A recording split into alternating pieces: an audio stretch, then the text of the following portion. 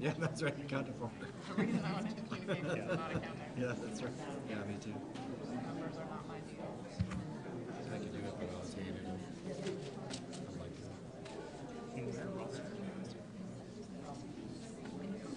Is that?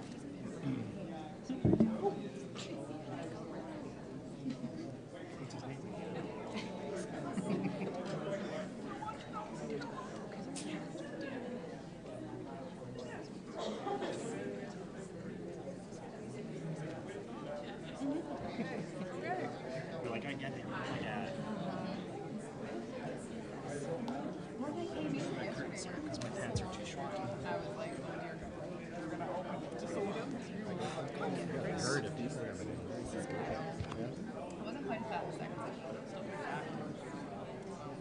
Too bad Heather wasn't here and Kyler. I was hoping we could get them to stand up and show more participation in there. We don't have Philippe here.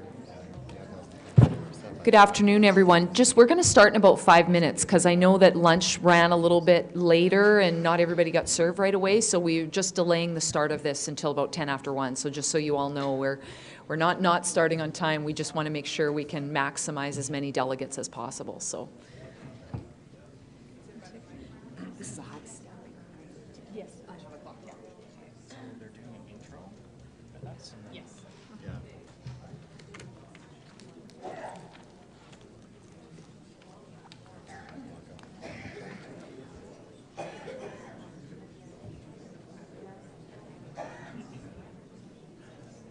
Do you have a pen there too? Just throw me one. Oh, well, you didn't have to throw me the good one. I might keep it. That's the only kind I hear. I know. I have so fussy pen names. Yeah, that could be the next thing. You need my braille line. Look at yours. Will yours stay on? I'll have to keep touching it. Otherwise I have to log in all the time. Yeah. Actually, I could bring it up without logging in before we just talk. I don't have to log in. Bring in each other. well, so communication.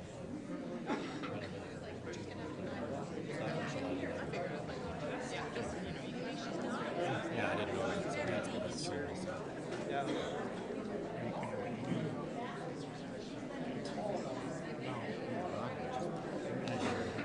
You knew.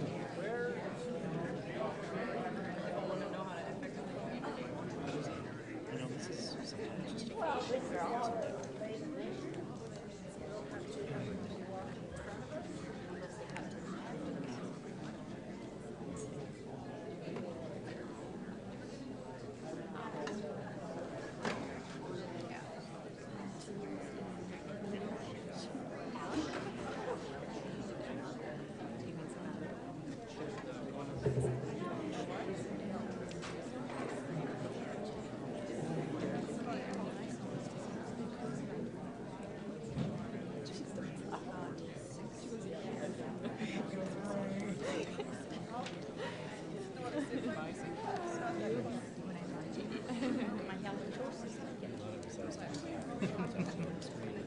Screwed up. See?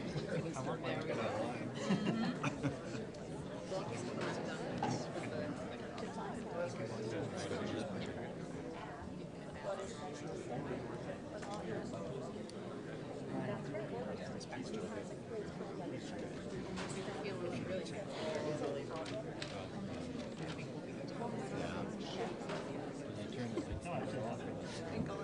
What?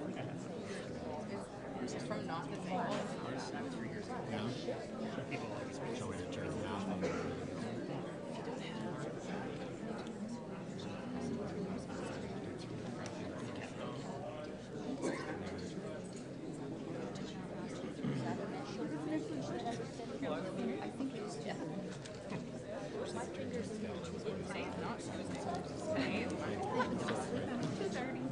That's what I thought. Just so that I know for, like, to help you guys. Yeah, well, No, I turned it Yeah. this way. Yeah. Should we get something? That's always the way where I am. Official meetings. people are gonna. And you know what? Better than Yeah, ours is a good.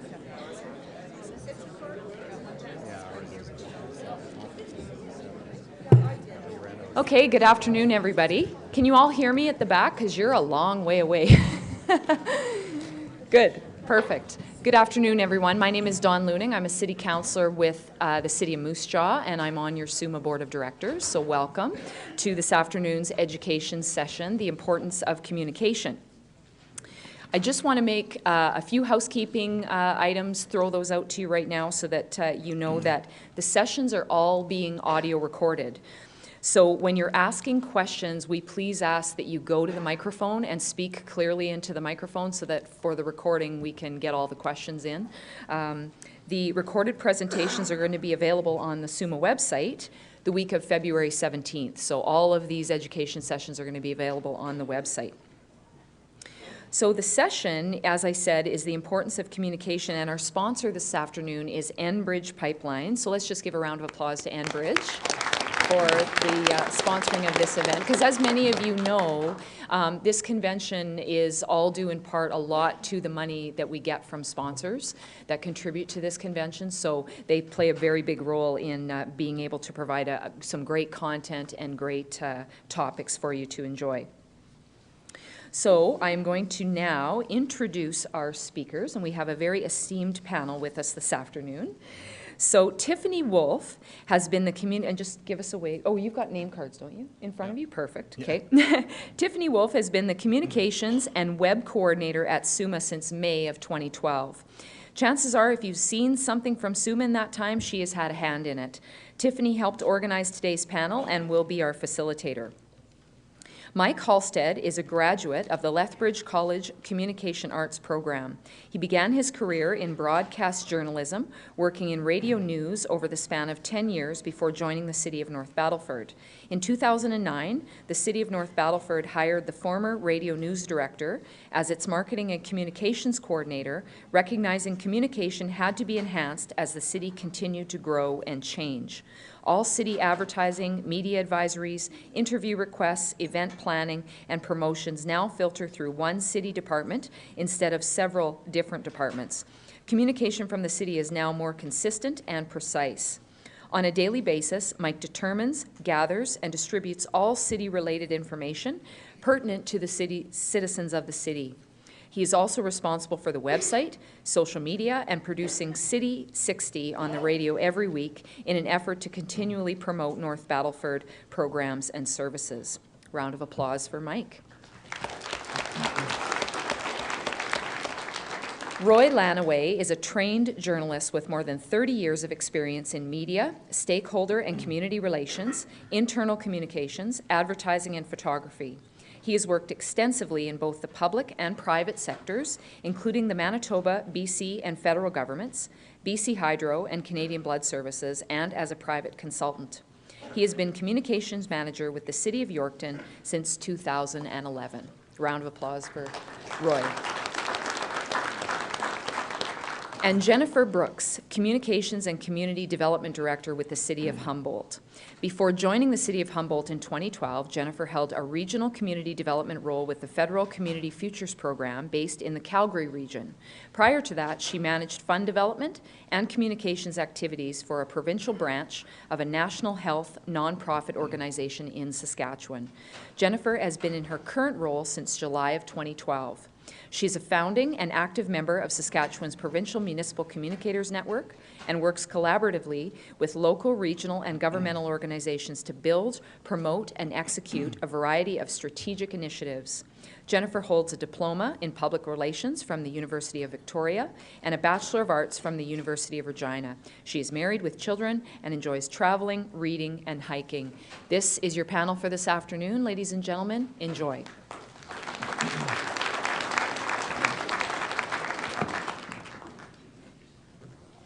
Thank you, Dawn. I realized after I had adjusted the mic for myself that it was not really going to be very useful for you, so I'm sorry about that.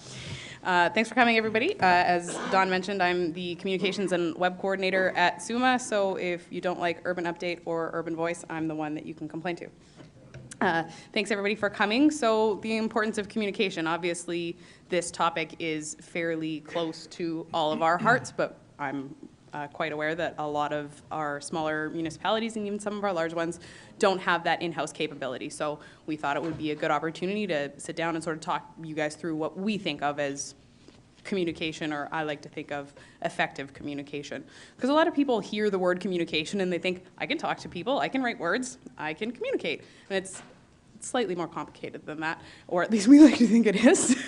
So there's some other aspects to it. So for one thing, what is communication? All the things I mentioned, and avoiding things like that.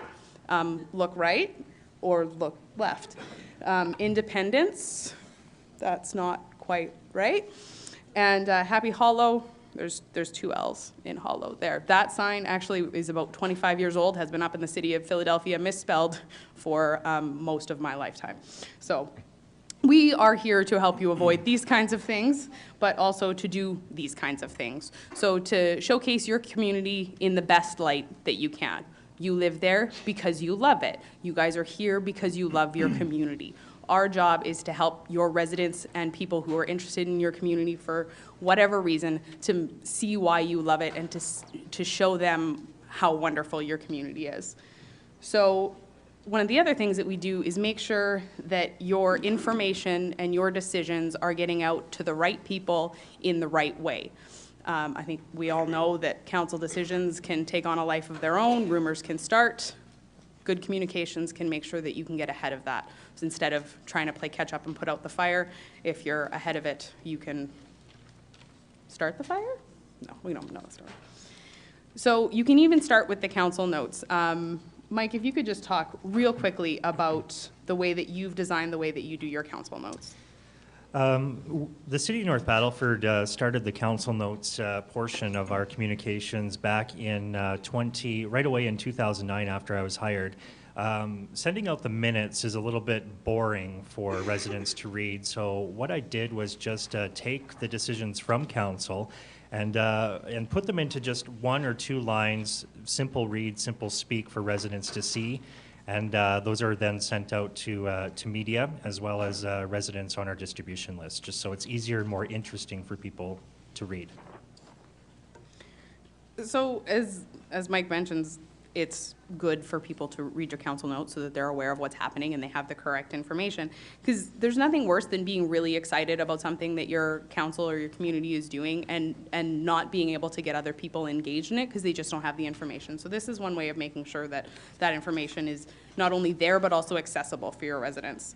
So good communication allows you to be proactive and sometimes be viewed as a leader. So the example that I have here is from the city of Prince Albert.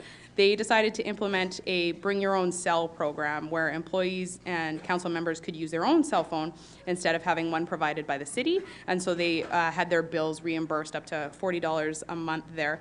During the discussion stages, the local media had picked up on it a little bit, but their communications manager identified it as a good story, something that would be interesting. So she issued the press release that you see in the bottom left there.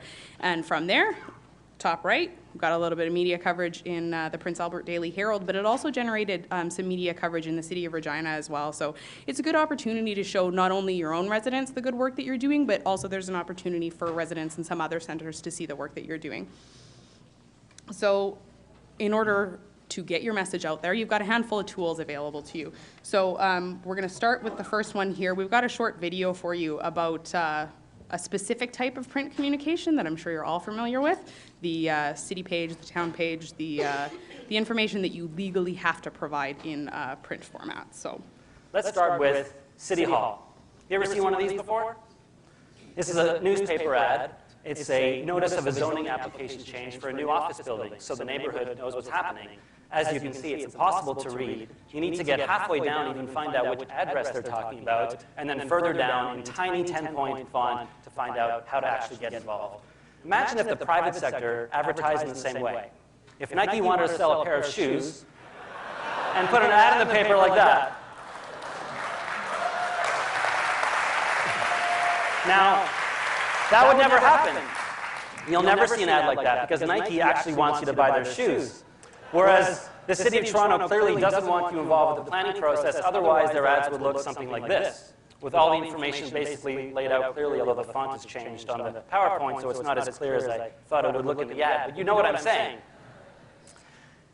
As long as the city's putting out notices like this to try and get people engaged, then of course people aren't going to be engaged. But that's not apathy, that's intentional exclusion. I'm not accusing anyone in the room of intentional exclusion. Let me make that clear. But the city of Pemberton in BC took that to heart, and they redesigned their ads, and I'll let Roy go with the print communication. So I think that was a good introduction to what you can do with print in terms of some of the public notices that we do. The Pemberton one is an example that you see up there. What they've changed theirs too and made it more accessible to the public.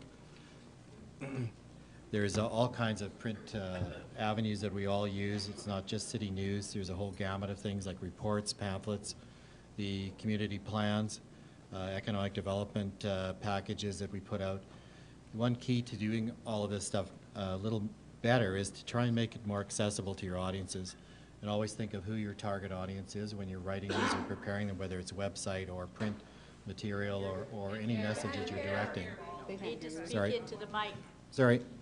So make your presentations or what you're writing or your videos key for your audiences. Always think about who your audience is. Often people will write these things or prepare things for their peers and not for the audiences. And that's a key thing when we're writing these things, whether it's a website or print material.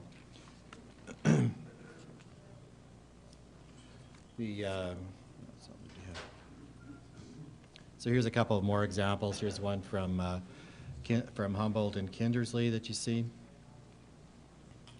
And here's some other opportunities that we can use as well.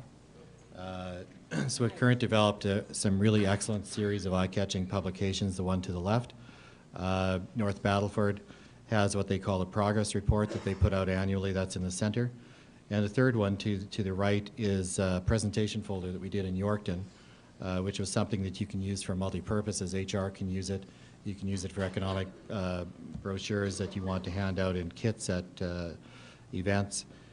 We use it for media kits as well. On the flip side of that, we have a number of really good shots of different aspects to Yorkton, whether it's community development, housing, recreation, whatever you can think of.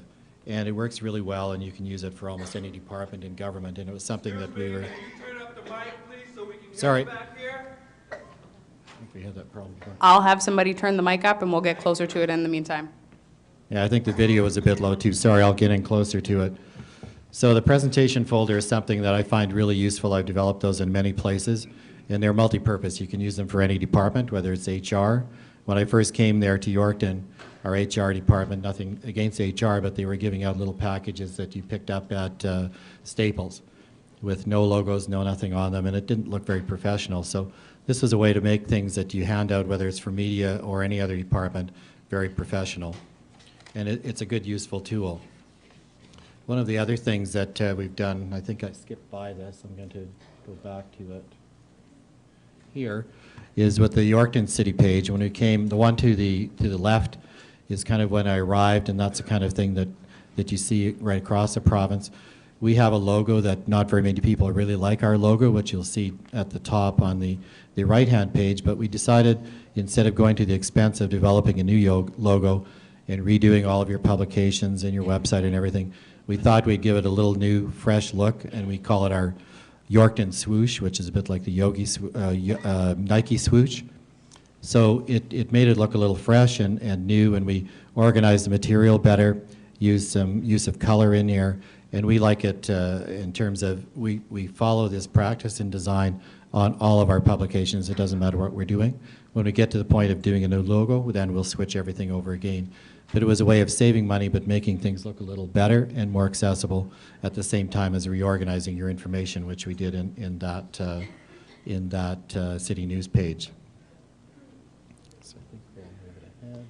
Hi, I'm Andy Cohen, and it's time for City Minute, your window into what's happening with the city. Hello, I'm Councillor Sandy Wyland. Following a community consultation this spring, the City of Humboldt continues to work with the Saskatoon Health Region and the Humboldt District Chamber of Commerce to create a community health council for the Humboldt area. This Health Council acts as a communication vehicle for our community. It provides the opportunity for organizations to identify challenges and give suggestions directly to our health region on important issues that impact the health of Humboldt area residents. By engaging with Humboldt's health organizations, this council aims to help improve the quality of our health services in an open, fair, and transparent way. Feel free to contact your city councilors or staff with your questions or comments. Thank you, Humboldt, for your support of this initiative as our Community Health Council evolves. And that's your City Minute. Tune in every Monday, Wednesday, and Friday at this time to stay up to date.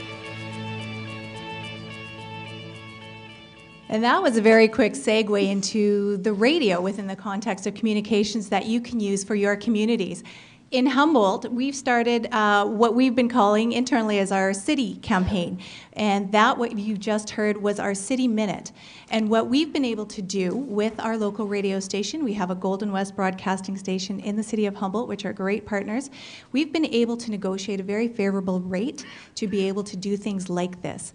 Through our City Minute, we are able to promote initiatives, programs, events on behalf of the city, things that may not necessarily make the news, but are still important in that we want our residents to know about. And we can do it in a regular and consistent way. We do it 3 times a week. It's on at the same time, Monday, Wednesday, and Friday each week. And what we do is we rotate city councilors as well as senior staff through these segments to be able to speak to a number of different initiatives that are happening. So a negotiated rate is one way, if you're fortunate to have a radio in your backyard or within your community that you can access. One other way that you can do it, and certainly in larger markets, is our colleague in Prince Albert was able to negotiate a bulk buy. And so what they did is they have 3 Rolco radio stations in the city of Prince Albert. And they were looking to really maximize and try to get as much bang for their buck as they could in regards to radio purchases. They worked with their local station and were able to negotiate a bulk amount for a certain number of ads or a certain number of minutes for airplay. And in our larger markets, and certainly the largest city centers, Saskatoon and Regina, our colleagues, they're looking at ways to do this so they can also get their message out through mediums like City Minute, programs, initiatives, again, things that may not necessarily hit the news but are still just as important, but also leave time for additional ads for things like pool registrations, garbage pickups, things that residents just want to know. So the bulk buy is another avenue you can use in regards to radio in your communities. And within the Humboldt region, we also have a number of smaller regional communities that we work with. And we're also fortunate to be covered. We have another great radio partner, CJVR, within our region. And there's ways that smaller communities and RMs can do this, and they can certainly look at purchasing time through a group buy, and that's certainly something that we're hearing on a number of different levels here at SUMA, and talking about amplifying our voice. Radio is one way to help us do that, and if you're looking at partnering with others, maybe there's someone down the highway from you who could help share some space. You could rotate messaging, and certainly the power of more people at the table can help negotiate and really leverage your opportunities to try to broadcast your messages via the airwaves. One of the things that we're finding, we've ran the City Minute campaign on air for the last year. It's sometimes difficult to monitor and track radio because it seems like it's going out over the airwaves. However, we've heard anecdotally that our residents are really appreciating.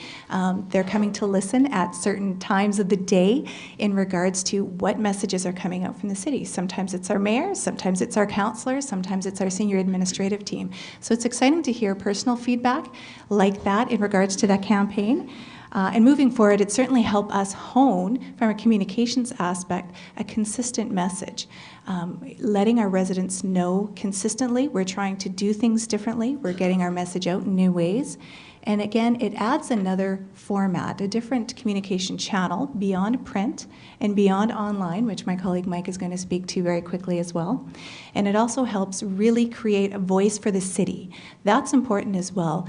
Certainly in regards to, as we all know, increased resident expectations. We want them to know that we're listening, and we want them to know that we are doing things in their best interest. We're all working very hard, and being able to do that in a consistent manner is very important as well. So thank you. As Jen was saying, social media is another way to get your message out. I do realize there's a lot of municipalities here who don't necessarily have access to newspaper or radio, so Facebook and Twitter can go a long way toward getting your message out. We in North Battleford started Facebook and Twitter, just started our accounts in early 2012. We're up to about 2,000 likes now and on Facebook and about 600 on Twitter. And Facebook and Twitter is something that I started as a experiment just to see how it would go and kind of how it would operate, how we could get some likes. And it's went from something we're just toying with to something that I now update before I update anything else. Before I update the website, before I send it out to the media, I put it on Facebook. It's all within a matter of seconds, but I really like Facebook and Twitter because it gives you a good feeling about how people are reacting to the things that you're putting out, other than getting feedback from some angry resident on the phone or hearing about something that went on, some big discussion of lies at the coffee shop. So Facebook really is it's an instant thing because people seem to be addicted to social media. It's also a good way to reach the people in your community who don't necessarily make a point of picking up the newspaper or listening to the radio news. People are addicted to their phones or checking Facebook all the time, so you reach them instantly that way. So I highly recommend it, but you have to do it right. There's certain things that you kind of have to do to keep your followers interested. For example, cut out the government jargon. You know, don't post the technical minutes verbatim. As I mentioned, a good way to get that across is to take the minutes and write it into human speak. Write it how you talk and then post it on Facebook. They won't read a bunch of government jargon, or like you saw in that Nike ad was just a bunch of words. Make it interesting so that they can understand it and they'll keep coming back. I've found that residents through Facebook are more interested in the simple things rather than the things that we may think that they're interested in.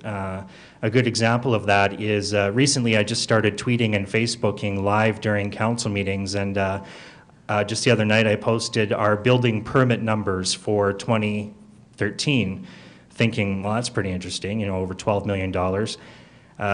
Not a lot of likes, no shares, no comments.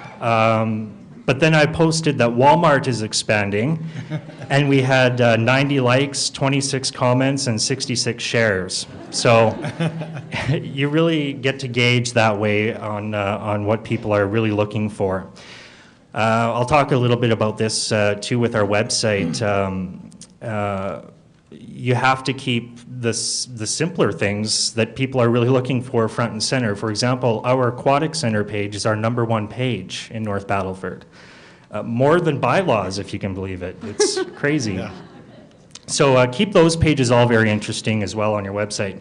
Back to social media, also a good way to get people interested and to get people liking and sharing your page and your statuses is not only to just stick to city stuff, but things that affect residents on a day-to-day basis. I have found success in getting lots of likes on our page by posting RCMP are recommending against travel in our area.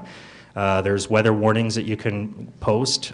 You do have to be careful about community events and such because you don't want to be seen as favoring one over another, but just interesting things that people are going to look to your page to share and stay up to date. If you can, send out updates on your Facebook and Twitter as a meeting is happening. Just a quick one-liner, council just approved roll-out garbage bins, and let the discussion happen from there.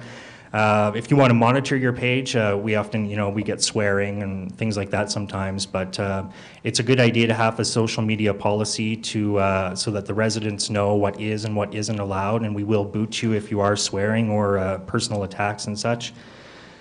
If I can jump in for just a second there, Mike.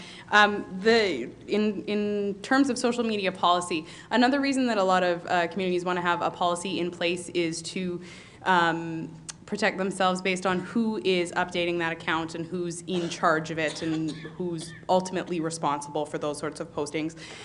So I don't know if you've noticed, but we started a Twitter page. I don't know if you guys have picked up on that. You may have seen it 100 times on the screens in the main room there. So in developing our Twitter and our Facebook page, SUMA developed a social media policy with a firm in Regina, and they took care to write that policy for us in such a way that we would be able to share it with all of our member municipalities. So if you're going, well, we want to be involved with social media, but we don't know how to protect ourselves and make sure that we're covered, and we certainly aren't going to go and spend that money to develop the policy ourselves, that's something that we've developed and we're going to share with you guys. It'll be available on our website when convention is done. And then they also created for us a social media handbook, which gives you sort of the very basic information that you need to start a Twitter page and a Facebook page. And the beauty of Twitter and Facebook is that it doesn't require a ton of technical knowledge or computer knowledge or that kind of thing. You go in, you sign up, you type wordy bits, and voila, it's available on the interwebs immediately. So that's another advantage to social media as a tool to communicate with your residents quickly and make sure that your message is getting out there correctly and at the time that you want it to. So I'll send it back to you, Mike, to talk a little bit about that. Yeah, and just to expand on what Tiffany is talking about regarding social media, a good way to let people know about your social media is to have an email distribution list with your residents. You can put an ad in the paper or out on the radio saying if you want news delivered right to your inbox, let us know, or follow us on Facebook and then tell them the name of your Facebook page. Also have links to your social media off your website. That's a really good idea that people can just click on and follow from there. I've also experimented a little bit with sending out an email blast saying if you want information about this, go to our Facebook page, and they will go. Some people complain, they just want the emails, but we have gained likes that way as well. It is very simple. I probably spend the first 15 to 20 minutes a day just going on social media and responding to what I can, the questions that we get, updating as I need to. I don't update every day, but there's always inquiries that come through that are very simple to answer. Same with Twitter. Actually, I have Facebook connected to Twitter so that when I update Facebook, it also updates Twitter. You can do that with your social media, so it's not so cumbersome and time-consuming. So if anyone has any questions at the end about social media, I'd be happy to talk to you about it. Excellent. Website? If you want to talk about websites, go for it. Again, I'm just going to talk about what works for North Battleford. We had, when I started, a website. When I started in 2009, our website was, in all honesty, it was a mess. It was built in 1996, and everybody in the building had access to it. So people were just posting things wherever, and I didn't even know how to sign in. I had no idea what I was doing. So we tore that down, and we redid our website about 3 years ago. And I did a lot of research, not being a web designer, I'm just a radio person, grabbing scripts and reading the news is what I did. But I learned a lot about web design and kind of did a bit of a survey to see what people wanted to have on the main page. So I broke it down into just 4 sections. We did services, recreation, visiting, business, and city government. Those 4 sections are to our website. And then on our homepage, again, keeping people interested, just post the simple things, popular pages like our aquatic center, links to that. We also have links to our social media, video of council meetings. People, the council meeting video is tricky. We're lucky enough to have a cable access company record or broadcast our council meetings live, and then we get the DVD after to upload onto our website. The jury is still out a little bit about how much people actually watch those, just based on Google Analytics measurements. But on your homepage, what I have is a short description of our city, when it was founded, how old it is, what we're about.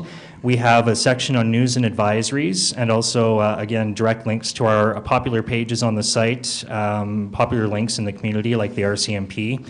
And again, residents seek out the normal everyday things like our aquatic center rates and what you can do at the field house. So I try to make that as easily accessible on our website as I can. It's more of a priority than putting business development incentives on the homepage. Believe it or not, again, they want to know about things that they can do every day and just the everyday simple things that affect them in life. So if you are building a website, and I'm sure that a lot of municipalities here, big or small, actually do have websites by now. There's some that don't. So if you are looking to redo your website or build a website, make sure you ask yourself, what's the purpose? What are we trying to achieve here? What information do citizens ask about the most? You can kind of, start writing that down as you get calls or emails. Just gauge the popular questions and make those a priority in building your website. What services can we provide online? For example, the City of North Battleford just recently started allowing people to pay their parking tickets online, and we found success through that. Our office administrator says a lot of people are using the pay online option, so that drives people to your website as well, and while they're there, they do look around, unless they're too angry about having to pay a parking ticket. And just think about what sets you apart from other communities when you're building your website and promote it. Create a section for it.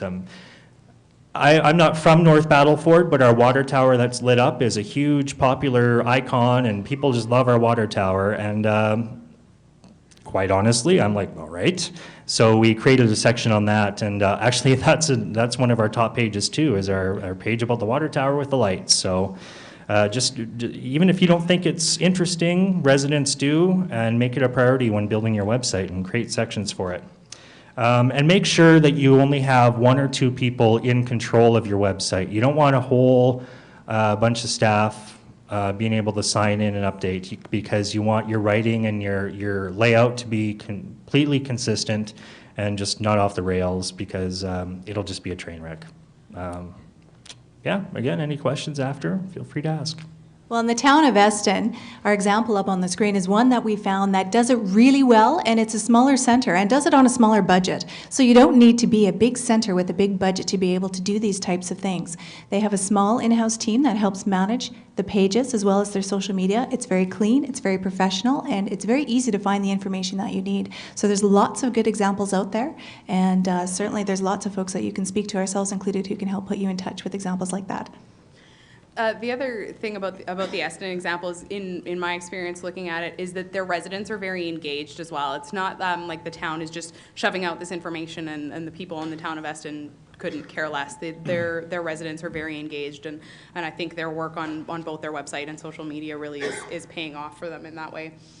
And another point that I wanted to make based off something that Mike had said is, in terms of your website, Google is the first place that people who are thinking about coming to your community are going to go. So if somebody's got an immigration or a transfer opportunity or something like that, and they're looking at communities that are in the area, they're going to Google your community, they're going to go to your website, they want to find out what you're about. So a nice, clean, well-done website is going to make your community look that much more attractive and bring people into it. So. Now that we've sort of talked about all the major things, we're going to talk about the value of communication, because we're communicators and we love it. Some of the valuable things that making sure you're doing communication effectively will bring you is relationship building. So in terms of going out and building those relationships, whether it's with members of your community, members of the media, or even other communities, because that's our theme. I want Roy to talk a little bit about some work that you're doing with the City of Regina. Yeah, I think the relationship building and cooperation is really a key, and that's why our group, Jennifer and Mike and Tiffany and a couple more in the province, have got together so that we can share what we're doing in each of these centers and learn from each other and adopt some best practices. And one of the things that is benefiting Yorkton is we're looking at redoing our website this year. We have money allocated for that, for the look and feel design of the website, but we weren't quite sure what we were going to do with the content management system, which was the operating system for your website. And Regina has been participating with our group from the beginning, which has been very useful. And the fellow who was supposed to be here today, who's now seconded to the feds for a year, was their interactive media manager. So he and I had some discussions about this, and with our IT manager in Yorkton.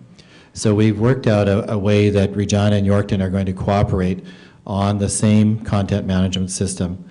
And they're going to help us establish it for Yorkton, and work together and do some training with our IT group and get this up and running so that we don't have to do something like this from scratch, pay extra money, and go out and seek the people to instruct our staff on how to use this so that we can spend our time and our energies on looking at the look and feel and how the thing operates from a user point of view.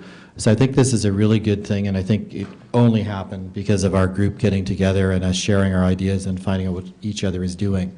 So it fit really well with the concept of cooperation for your conference this year. And in talking to Tiffany, that's when we had the idea of perhaps coming and making a presentation here today. And just one other note, because I'm working with a bit with the IT group here, of course, in Regina as well. They told me the other day that they're also looking at doing a project with Saskatoon in terms of IT cooperation on some new software that they're going to be using between the two cities can cooperate on using. So I think that's not our doing, but it's also an opportunity to show how different jurisdictions can cooperate, whether you're big or small. And I think one thing I can say on behalf of all of our group here, if there's any questions that you have from a smaller center, feel free to call any one of us anytime, and we'll help you if we can. And I know SUMA, that's the kind of role that they play as well.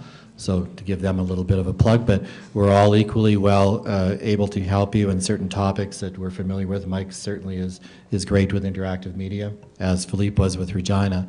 So as an example, those guys would be great for that kind of thing. So those are kinds of things that we're looking at.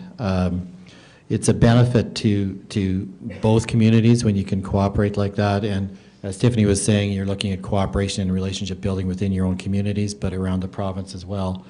And to touch base with, say, your health region communications people or their administrators, if you're in council or whoever, we all need to know who the people are, who the movers and shakers are, and what their policies and what their plans are.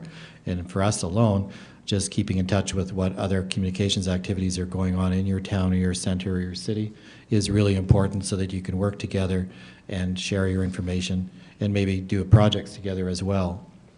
So I find yeah, so that's kind of what I had to say there. So in terms of that sort of ties into proactivity. You saw an opportunity available there and you took it. So being proactive is a really important part of communicating effectively. As I mentioned before, getting ahead of that message so you're not putting out the fire. Mike, can you talk a little bit about the importance of being proactive? Well, the joke here, just before we started, was I was to talk about being proactive, but I didn't know I was to talk about being proactive. So I don't have much prepared for this, but what I can tell you from personal experience is there's nothing worse than writing a news release or informing the public about something that they're already reacting to. You want to get the jump on Coffee Road chatter in your communications and informing the residents. You don't want to wait and have to put out fires after, which is one of the worst things for me. I don't like it at all, having to react or put out a news release just based on because I feel like that they win that way. And I like to win and get the jump on anything Coffee Row. So be proactive with your residents. If you have the information and you can share it, do it as soon as you can. Don't sit on it. Get it out there immediately through your various methods of Facebook and advertising. The other point I'd like to make about being proactive is that it actually, in the end, kind of saves you a lot of work. I'm sure that everyone on the panel and the vast majority of you in the audience would agree that it's a lot easier to tell them the truth than it is to try and convince them of the truth after they've decided on what the truth actually is. So being proactive in communication will save you a lot of effort and a lot of fighting and a lot of rumor mongering. Well, one of the ways to be proactive, too, that I've found useful is you need to know what's going on within the city. And often there may not be enough meetings to share information, or if there isn't, then you need to talk to the other directors and find out so that you know what's going on and they know what's going on, and that can avoid having problems that until they arise you don't even know that that might be on the radar. And I found that that's very useful in any job that I've had before, and certainly in city government I think it's no different.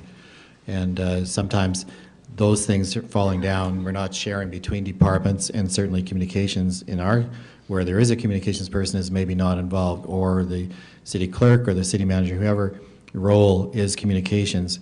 We need to know a little bit about everything in order to do our job. And I think that helps each department, if they know a little bit about the other departments and what's going on a daily basis, to be able to see when there's an issue that might be coming up that's important. And I think that's a really key thing to being proactive for all of us.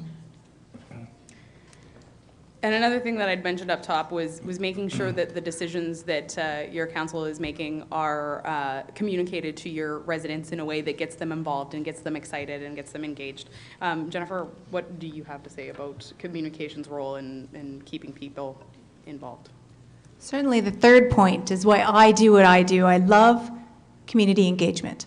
And I think that's also partially why we're here, why you're on council, why you're working for a municipality. You're here is because you want your community to be engaged. You care about it at a certain level, and you want to make it the best community that you possibly can.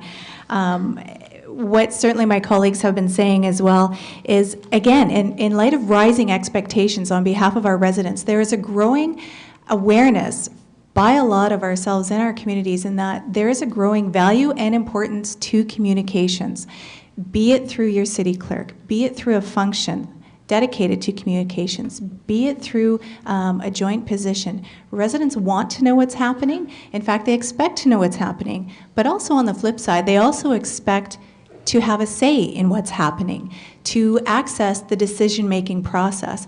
And effective communications are one way that you can engage your residents to do that in an open and timely manner. Again, get your message out, get your information out so that the correct information is out there and not necessarily sometimes what is heard back on Coffee Row. It's also a bit of a coordinated approach. I mentioned our city campaign earlier. City Minute was just one aspect of it. We also have our city page, of course, our legislated requirements to make sure that we do get information out in our local paper. And we're also looking to do that through a number of other different channels, such as our internal newsletter, such as enhanced online communications and other aspects. So a coordinated approach certainly also helps engage your community on a number of different levels. One other thing I wanted to leave with as well is to try to include and inform and engage our residents. There's also a very real importance we need to start placing on clear language, on bringing those bylaws into very clear and understandable language. Discretionary use applications, things that you may understand by working in the field or by being on council or just by, familiarity with these types of documents. The general resident doesn't understand, doesn't care, and their eyes start glazing over. So there's some also work that as professionals, as colleagues, we realize we need to do to ensure that we can help get the message out to our residents in, again, a very clear manner to encourage that process and encourage that information and insight sharing back to us as municipalities. And just to add to that too, you want to make sure that before you even send it out to residents, make sure your staff are in the loop as well so that they can help you promote your message. I just want to touch back on the second last point there that Jennifer made about plain language. And that sort of ties into that last part on the slide that we're talking here about ensuring is a job well done. As Dawn mentioned in my bio, if you've seen something from SUMA in the last year and a half, chances are pretty good that I looked at it first. So if you found an error in it, it's my fault. But that's part of my job, is to make sure that we don't have signs that say look right with an arrow pointing left, or that independence isn't spelled incorrectly, those sorts of things. It's a huge part of what effective communication is about, because if you're not spelling things correctly, people are probably not going to pay that close of attention to what it is that you have to say, because it doesn't reflect very well on you and your community. So the attention to detail is a big part of effective communication, and making sure that everything is consistent and clear.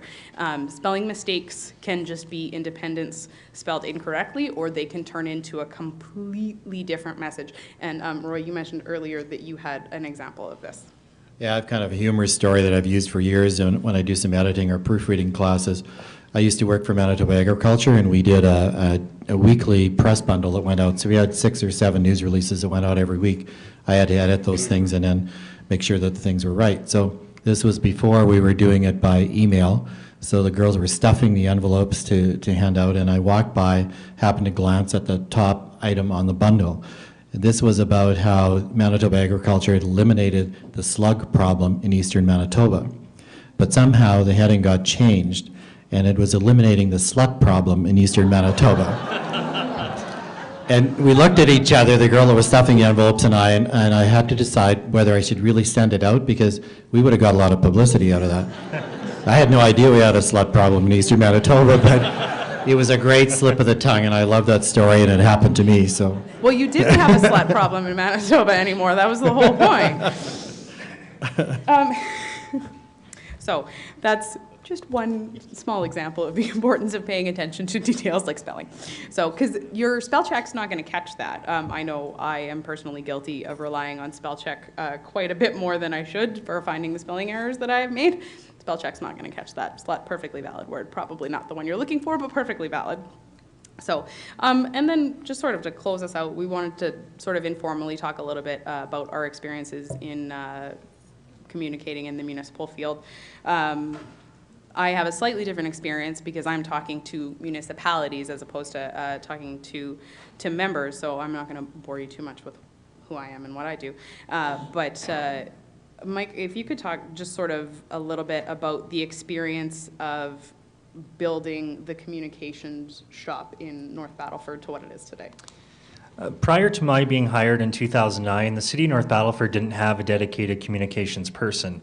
The Director of Economic Development at the time had identified the need to have somebody on staff to market and communicate economic development happenings.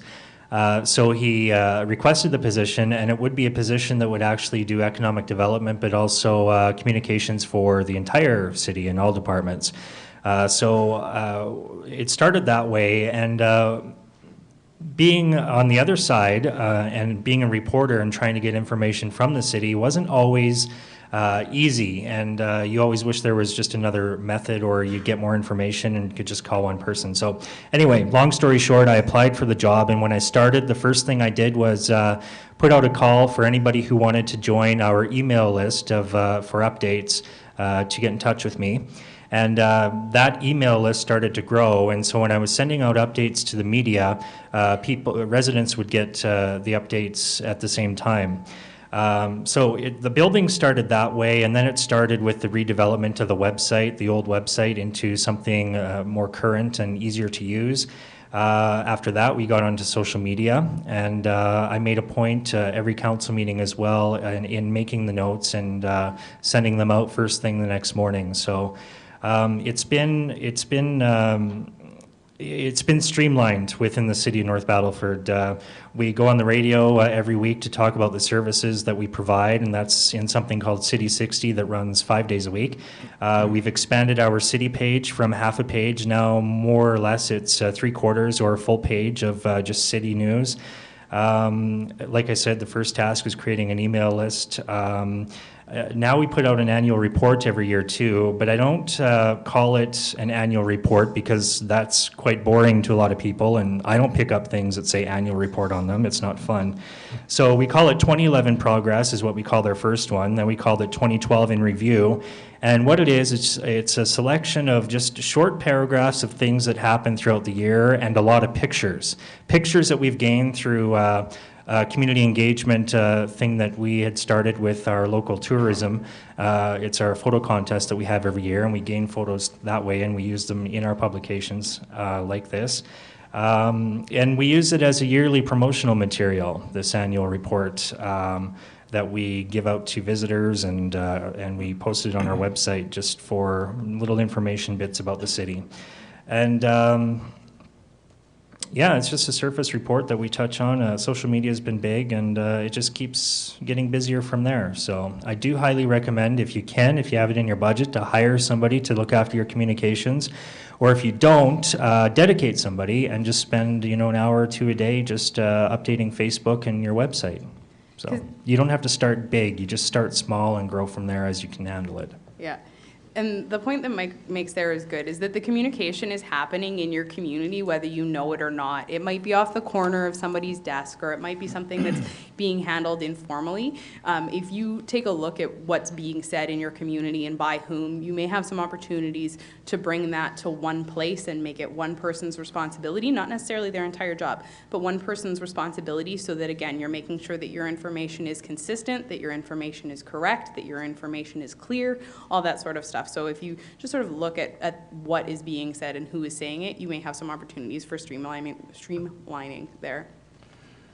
And when Mike started talking there, he was saying community and economic development was a big lead-in to the communications work in North Battleford, which brings me a little bit to Jennifer. Tell us a bit about your position with the City of Humboldt. I'm fortunate to work in the City of Humboldt. I'm very proud to say that I work with a very progressive council, and they recognized about a year and a half ago the importance of communication and really finding a role for the communications function within the municipality. As a mid-sized city, we're certainly on the grow. We're in a recognized high-growth region, and as we work at becoming a slightly larger, smaller city, there needs to be, there was a very real sense of there needs to be more of a focus, of a consistent approach to getting our message out, not just to residents. That is one audience that we are getting our message out, but also on a number of different levels. In municipal communications, as I'm sure we all know, there's a number of different stakeholders at the table. There's not just our residents. We have our regional partners. Increasingly, we're being asked to play nicely in the sandbox with our friends down the highway. There's also different levels of government that we need to ensure gets a clear and consistent message from our municipalities. So being able to coordinate an approach, ensuring that information is shared appropriately, was something that they really recognized and wanted to bring forward.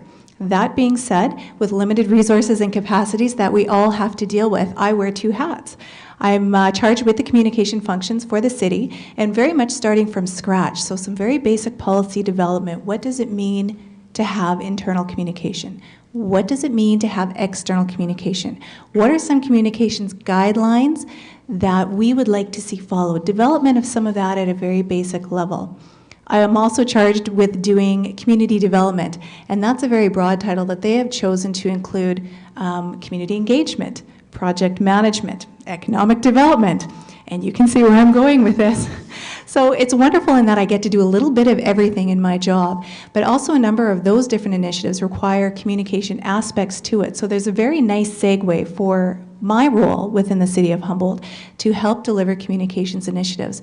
So that is just another example. If there's not the funds to have someone dedicated, such as my colleagues Mike or Roy, perhaps there is another role that could be a good fit within your organization to help take on the communications function to assist your community. Do you have something to say, Roy? Well, I could say that it's similar in Yorkton. I've been there just over 2 years, so it's a new position in Yorkton. Our council is very supportive of the need for communications. In fact, our mayor comes from the same kind of background that I do. He's a journalist for 35 years and ran the TV station in Yorkton.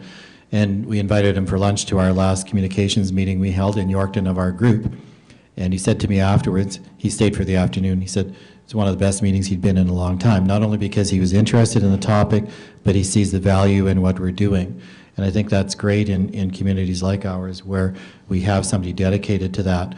One tool that I use and could be used in places where you don't have a dedicated communication person is to develop a communications committee and just bring representatives from each of your departments together and discuss topics of communications, whether it's internal or external, find out what's going on, and share your ideas and share your expertise, and look at ways that you can get things done. And I meant to mention earlier too, every community, big or small, is going to have somebody that's got some experience in graphic design, and that's what we looked for when I first came to Yorkton, was somebody that could help us out with doing look and feel on some of our publications, getting things consistent, and somebody local if we could find them. If you can't, you can always contract with somebody because you can do that from a distance. It's not a problem. But if you have somebody local, it's much nicer to be able to work face-to-face with somebody and see what they're thinking about and what you're thinking about at the same time in terms of what you want from what they're working on, whether it's a publication or your website design or a video, those kinds of things. So anyway, that's all I need to. That was an excellent segue, Roy. Thank you. Because you said video. And so we have a short video to show you from the city of Yorkton that goes back and ties it in again a little bit about relationship building and the fact that one person doesn't need to be able to do everything, that you can leverage the connections that you have in your community, people who know how to do things that you don't know how to do. So I'll play the video and then I'll have Roy talk just a little bit more about it afterwards. No, I don't want questions. I want a video. I can speak to it first if you like. No video for you. Okay, if you could just talk about the video, Roy. See if we can find the video. We've done a number of videos in Yorkton, and we're lucky to have a CTV station there, and we have a really experienced fellow that does a lot of their editing for them, who was doing some stuff on the side. So I talked to him. We had, as you know, a 2010 flood in Yorkton, and it really decimated a large part of the city. And one street in particular was completely wiped out. So the city ended up not expropriating, but taking over that property and reimbursing the homeowners for their losses. And we built an area to retain water when we get spring runoff in conditions where you're going to have excess water, and it'll hold it for a certain length of time. We call it a detention rather than a retention area, so then it can gradually go back into the system when the system can take it.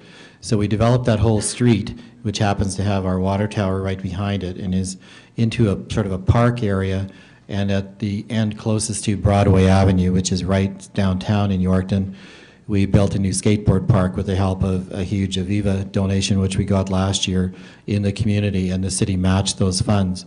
So it's turned into an excellent area. I like to call it our little mini mall from Washington. If you look down the street from Broadway and you see the water tower behind and you see this green space in front, it's a very interesting and nice addition to Yorkton. The kids love the skateboard park. The walking paths are great. It's a connection to the hospital and seniors areas. So this was all developed through our planning and engineering department and the funding that we got from Aviva. And the department actually won an international award for this project, for the redevelopment of this award. So we did this video to go to the conference when the award was presented.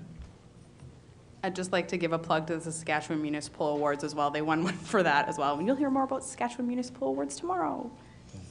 So we'll get that video for you just off the desktop here. This is going to look really great on the website in a couple of weeks, so I hope you watch that as well. So this is the video that Roy was talking about.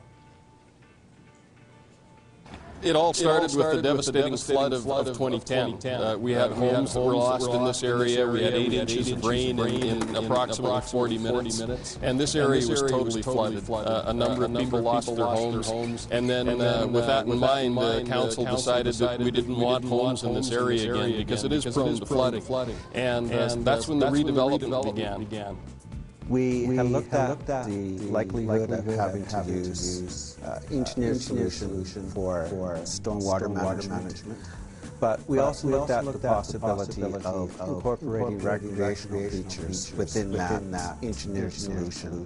And so we have the skate park as well as the pedestrian corridor that links the downtown to our southwest sector. What in essence it creates is a mile-long green ribbon that ties downtown to one of our residential neighborhoods and nursing homes, other institutional uses like the hospital, as well as schools and our community garden area. I see a lot more younger families out with their kids and strollers and stuff going for a walk. The community needed an active way to transport themselves across the town, and whether that be skateboarding, rollerblading, walking, biking, what have you. So we've got a network of trails that were planned as part of the plan that council approved. And then we had the skate park. We had a local champion get involved. Thought it was very important that we had a skate park downtown here. And so the community really got behind it because of what Dave Nussbaumer was doing. And we entered into the Aviva competition, and we ended up coming away with $150,000 in that competition. In the Aviva Community Fund, it's a nationwide competition, so we were up against large cities like Toronto and Vancouver, and the first tier of submissions was 900 different submissions, and those got narrowed down through 3 or 4 rounds of voting. Yeah, we ended up winning the grand prize. In total, we got $150,000 from Aviva, and the city very generously matched those funds. We also got another 50 in addition from the Community Initiatives Fund. It was very easy to get the skateboard community to come together. I mean, we're already a very tight-knit group. But to get public support, we used a lot of social media. The radio stations got behind it. Lots of businesses helped promote it. It was really an amazing full community initiative. It's crowded every day, right? Sun up, sun down, pretty much.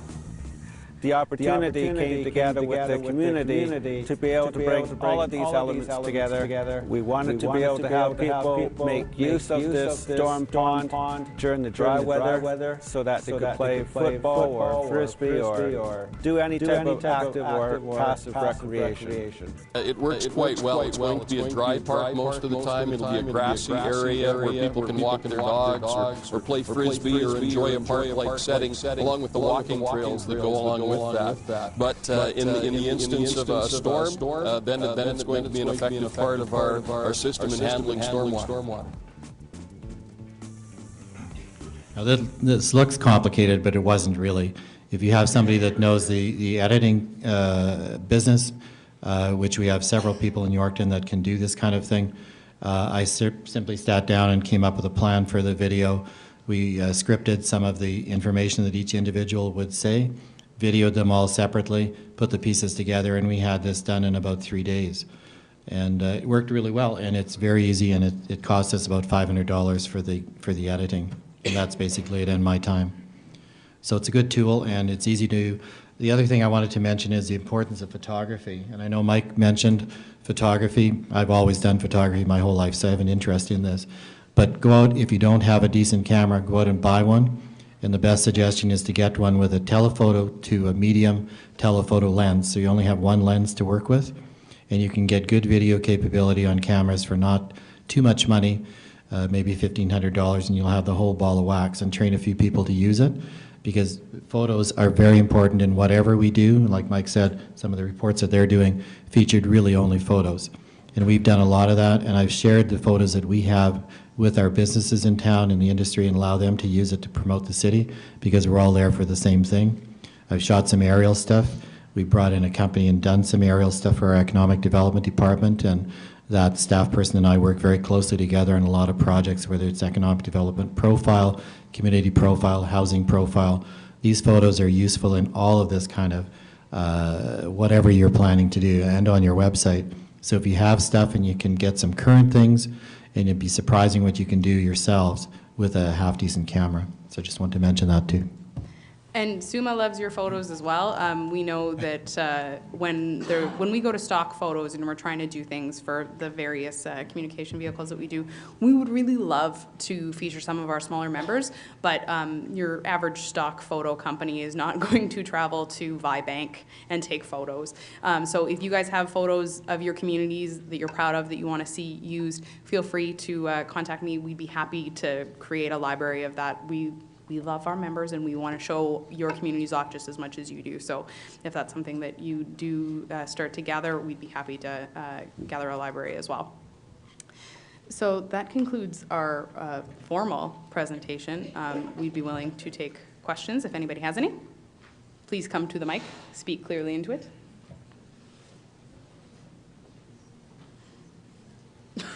Or flee, that's okay.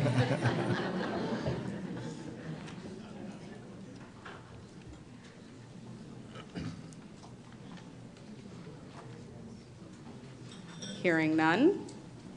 Oh, we got one? Got one. Yay! This is Roy Alford from Gravelbird. Are there liability issues when it comes to a skate park? Well, I wasn't involved in that part of it, but certainly there is, and you'd have to have insurance through the city, which we do. I'm not sure what the policy is, but we could find out for you if you want to give anybody at our city a call. We could do that. There definitely is liability issues, yes. I know they're thinking of, it came up the other day, they're wanting to put a snow hill. We have sort of an area in there that has a slope that kids slide on. They want to build up a bunch of snow and use it for snowboarding. So I know the city manager and I were talking a bit about that the other day. Have they looked into their liability issues for that? Even though it's in the same kind of area as this, it's a different use. And I know you'd have to look at different liability probably for that as well. This question is about Facebook. I'm mayor of Esterhazy, and my council is a little reluctant to start a Facebook page on behalf of the town. You were talking about monitoring the responses that come to it. Is there a way of doing that and still getting the news out there timely? If you're only going on it in the morning before your day starts, the news can be, the replies can be old by the next day. Yeah, you're right. They can be. You just, I start the first part of the day updating Facebook and Twitter and website, but I also have it connected to my iPhone so that when alerts do come in, I always know when they're happening. And if it's something that can wait, I usually let it wait until the next morning when I have that dedicated time. Or if I have time, I'll respond right away. But urgent things, or if someone's going off the rails and being all crazy on Facebook, I can stop it with my phone. So. And where do you publish the rules and regulations? Actually, I don't have it published right now, but when I do publish it, it's going to be under the info site on the Facebook page. So, but we do have, I do have a, kind of a loose guideline that I call a social media policy that needs some fine tuning right now, but it is there if anybody does request it. Okay, thank you. Yeah. Good afternoon. I'm Richard Brown. I'm Mayor Don Atchison's Chief Communications Officer, which requires some talent in and of itself, but that's it's not Rob Ford. A whole different story. You've spoken a lot about administration and how the administration communicates. What I have found is there's a firewall between politicians and administration, at least in Saskatoon. Administration will do nothing for the mayor's office, and the mayor's office does not do anything for administration. Talk a little bit about the nuances of working with elected officials as you try to communicate whatever the city's positions may be on certain issues. We have a really good council in North Battleford. Everyone has worked as a team so far. I'm with administration, but I do help out the mayor's office with communications if he needs help with a speech, or he does tell me about events he's been invited to, and if I think it's something that should be promoted, then I do it. I've never really seen that firewall in North Battleford in terms of a divide between the administration and council when it comes to communication. They're all very supportive of our communication function, and I really can't complain about it, personally. You hit the nail on the head, Richard, in that it's evolving. I think that there probably have been firewalls in some instances. I'm fortunate to say, again, as a smaller, mid-sized centre, I'm working a little bit more closely with our mayor and council in regards to, again, coordinating our messaging, getting that information out. And while I don't always do it for them, I believe that there is a certain responsibility that an elected official also needs to take in regards to communicating with their residents. That is why you were elected. We do have some members of our council as well as our mayor who are active on social media, and they respond directly to questions, inquiries, comments that are sometimes made. We do monitor that, and while I can't give you a firm answer on how, at the end of the day on how it's going to roll out, it's evolving for us. It's something very new, and I think for a lot of centres that are just starting this, we haven't been able to do this for a long enough period of time to, I think create a really firm guideline. So we're learning as we go, but I'd also like to say to Esther Hazy, do what you can with what you've got and start small. And if you post in the mornings, sometimes that's good enough, and you can respond to your answers or any questions that may come up through social media in that fashion. And if it's something that requires a more timely response, you may hear about it sooner, either by residents calling or emailing or otherwise. So Richard, I'm not sure if that answered your question, but we're working on breaking those firewalls down, and certainly in the context of having more folks engaged on social media, it's evolving as we speak. I think in terms of firewalls, it can be individuals that create those firewalls too. In Yorkton, we have a very good experience. I think our council is very supportive of communications. I work daily with the mayor, and we're in and out of each other's offices all the time, as I am with the city manager and most of our directors. So, I'm kept in touch with what's going on. I can provide advice if they seek it or they want it, or I can provide it off the cuff if I see something coming up. And hopefully that's the best way that you can operate from, I think, a municipal government. And I think I'm lucky because we have that situation. I come from Vancouver. I've seen how they operate. I've lived in Winnipeg. I see how they operate. Horrendous, because they're all separate individuals. They don't work as a team. They have their own agendas, and a lot of things never get accomplished. Yorkton is so different from that. They all work together, even though they may not have the same political beliefs. They, in the end, as our mayor likes to say, they'll agree to disagree, and they'll move on. And I think that that's a really good thing that we have going for us in Yorkton. Ted Zurkowski from the City of PA. We have just revamped our website, and we are finally on Facebook, which is, I think, and Twitter, which is a great move. I think it's the absolutely the quickest way to get information out to our residents in the morning that's meaningful for them. Part of the struggle to get there, I think, was some of the trepidation and roadblocks from people who either aren't on social media or have had a bad experience with that. So what is your advice to politicians who respond to social media in a way like, ooh, what happens if the public messages us back? What happens if they're rude on Twitter or Facebook? We might have to answer them. What happens if the public engages us? What do we do now? So what is your advice for politicians who are reluctant to engage on social media? Mike, can I just say something real quick? Yes, absolutely. My first point would be that conversation is happening, whether you are engaging in it or not. The point that we were making earlier about the ability to be proactive and get the message out there in the first place instead of putting out the fires. Social media is one opportunity so that you can be there and responding to that in a much more expedient fashion than you would if you were attempting to respond to those conversations that are happening on social media in other avenues. So with my piece said, I'll pass to my colleagues. Yeah, I agree with what Tiffany just said. And also, you're not going to win every conversation. People like to hide behind their computers and just keep bashing you and bashing you and bashing you. Eventually, you just have to give up or block them or just ignore it if you have to. I haven't had a lot of experience in helping a elected official manage their social media, but I'm just speaking administratively. When we do put something on there that's a bit, that you know is going to ruffle some feathers, like a tax increase, I do expect those kinds of comments. So I guess my advice would be just watch what you're tweeting and think about all the possible responses and be ready to respond. And also think about, how would I respond to this on the street? If someone was to approach me, what would I say? And that's a fair way to assess it, is certainly be honest in your communications. If you have councillors or mayor or people who are looking to engage on social media, encourage it. Have a discussion. There's certainly, it's mentioned that we formed a Saskatchewan Municipal Communicators Network. We're a network to provide information, resources, to talk about these types of things. But encourage them to go on, be open, be honest. You know, is this something that you would be comfortable saying in the paper, online, on radio? And certainly encourage them to get online that way. But it's also equally important, certainly in regards to social media, you are in charge of the conversation in regards to your account. If someone is repeatedly being abusive on your Facebook page, block them. If someone is having vulgar comments on your Twitter feed, block them.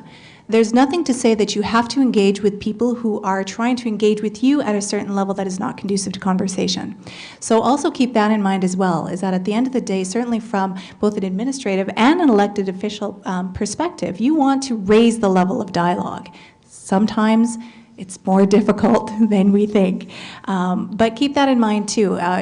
Do the best you can, get the information out in an open, timely, and honest manner, and hopefully you'll connect more than you have trolls. I'm okay.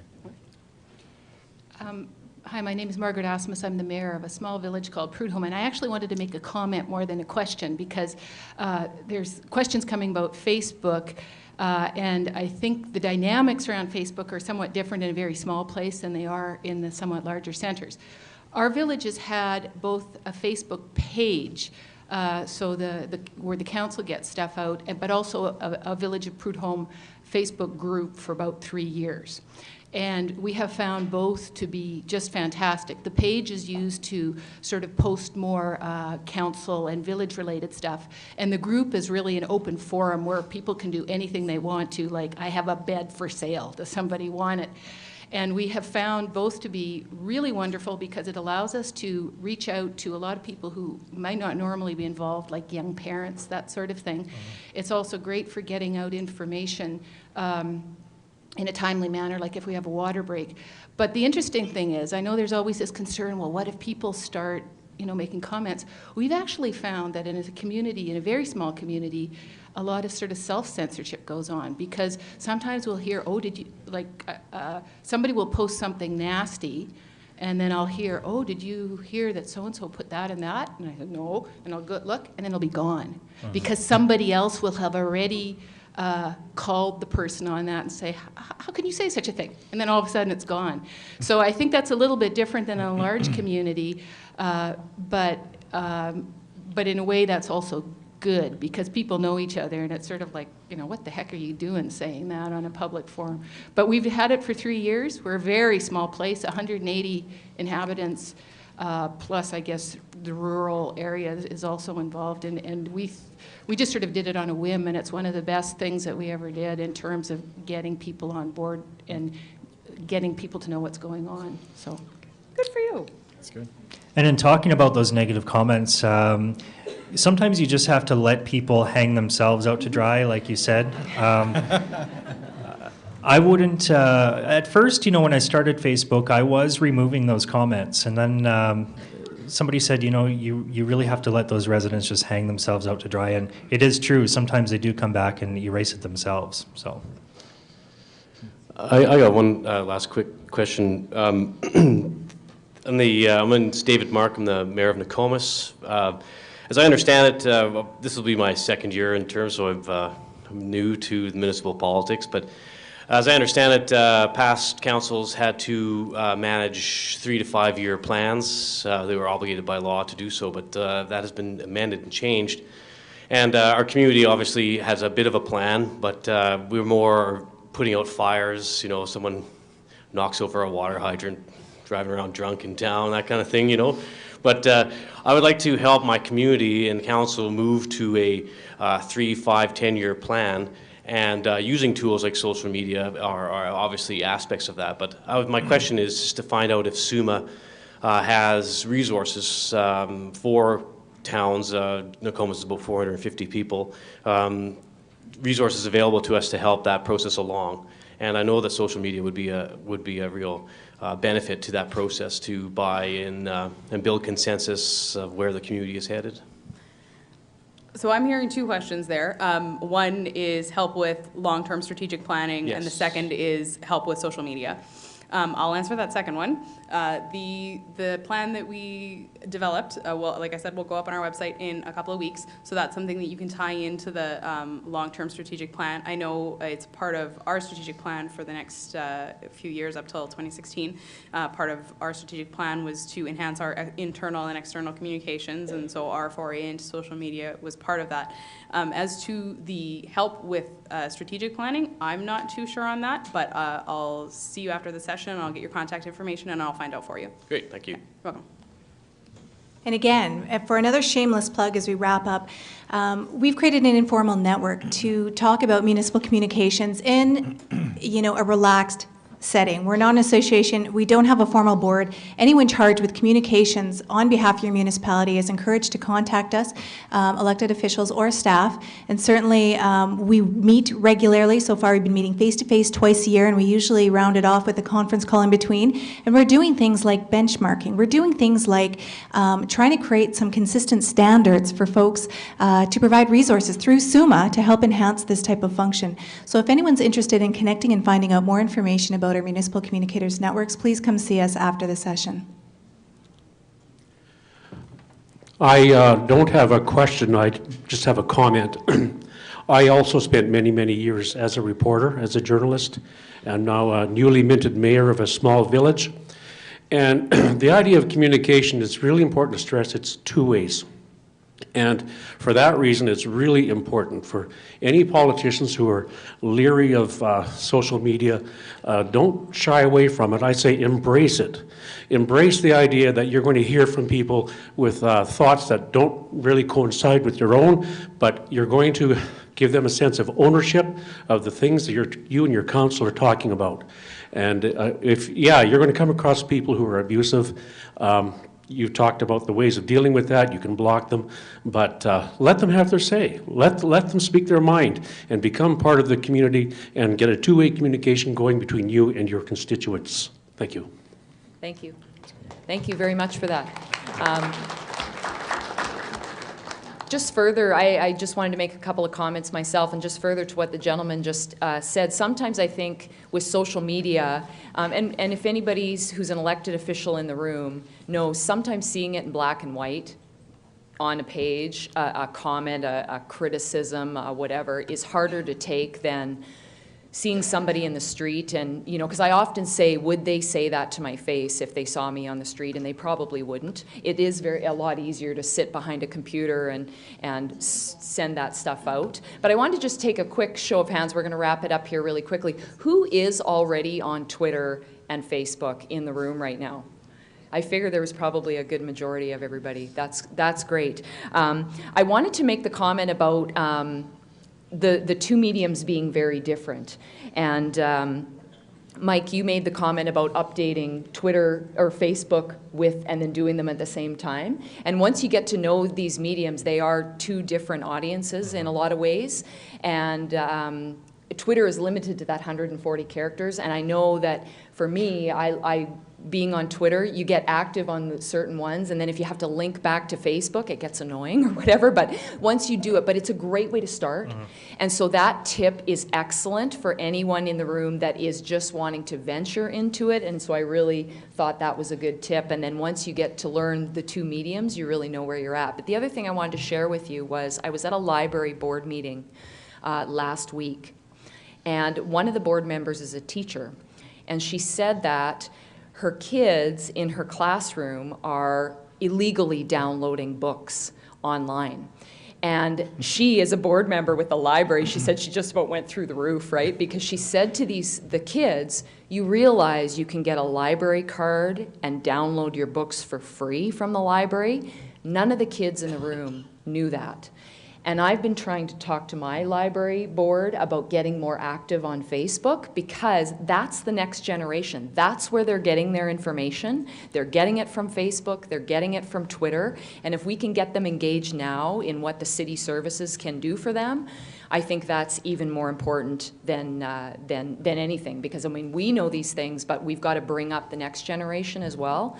So I want to just thank our panel. I think for me, some of you who know me or don't know me, you do now. I love social media, so I could talk about this all afternoon. Lock the doors, you're not leaving. Great tips from the panel. Give everybody a round of applause.